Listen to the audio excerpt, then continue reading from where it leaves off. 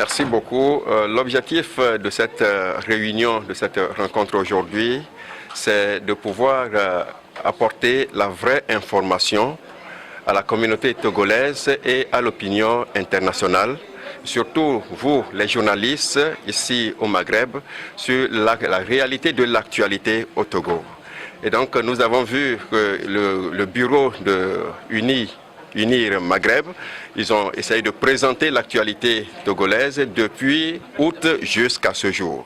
Nous avons vu que cette actualité a évolué positivement, parce que nous connaissons aujourd'hui beaucoup d'évolutions de manière positive, et les deux partis, l'opposition tout comme le parti au pouvoir, s'accordent sur la base des facilitateurs pour pouvoir s'entendre sur, en tout cas, l'essentiel.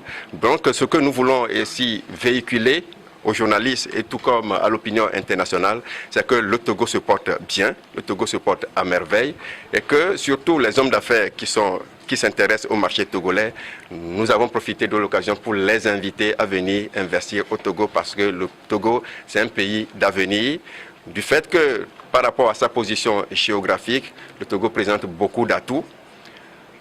Pour pouvoir investir au Togo, vous investissez directement au niveau de toute la sous-région de la CEDEAO, du fait que la CEDEAO présente beaucoup d'atouts aujourd'hui.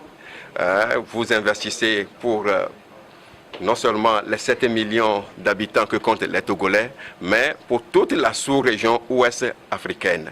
Vous avez la possibilité, à partir de Lomé, de pouvoir atteindre le grand marché qui est le Nigeria, d'atteindre tous les autres marchés ouest africains.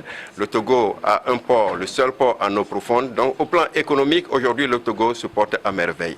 Sur le plan politique, nous avons voulu également signifier que la politique au Togo a évolué et que tout va très bien, la partie opposition tout comme le parti au pouvoir s'entendent pour que par rapport à la facilitation, d'ici novembre, il y aura les élections législatives et toutes les questions politiques se discutent dans une convivialité. Votre accompagnement pour la journée d'aujourd'hui. D'abord, je voudrais bien parler à nos compatriotes togolais que la paix profite à nous tous. La paix, ce n'est pas seulement pour ceux du pouvoir, ni ceux de l'opposition, mais c'est à tout le monde. Ceux du pouvoir et ceux de l'opposition, ainsi que ceux qui ne sont ni du pouvoir ni de l'opposition, profitent de la paix.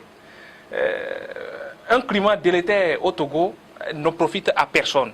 Donc j'invite la population togolaise, je les en supplie, à oublier les intérêts partisans et à œuvrer pour le développement de notre pays en passant par la paix, qui est la clé. C'est ce que nous avons en commun. C'est l'élément fort, c'est ce qui nous réunit au Togo. Donc, je les en supplie, je les exhorte à respecter les règles de notre pays pour qu'il y ait la paix au Togo. Je le répète encore, la paix n'a pas de prix.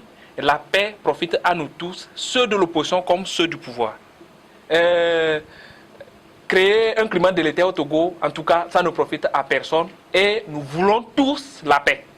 Nous voulons tous la paix. Ça, c'est pour mes compatriotes qui sont sur le territoire national et ceux qui sont à l'extérieur du Togo.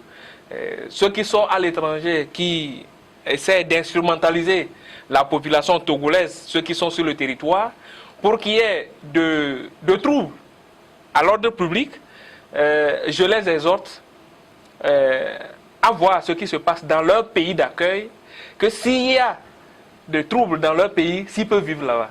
Donc, je suis sûr et certain que eux tous me diront que s'il y a la paix, comme on appelle, dans leur pays d'accueil, il faudrait qu'il y ait la paix au Togo pour que leurs parents qui sont au pays, leurs frères qui sont au pays, en profitent aussi comme ceux qui sont en train de profiter de l'autre côté. À l'invitation des parlementaires, députés et sénateurs, ainsi que les modalités de désignation.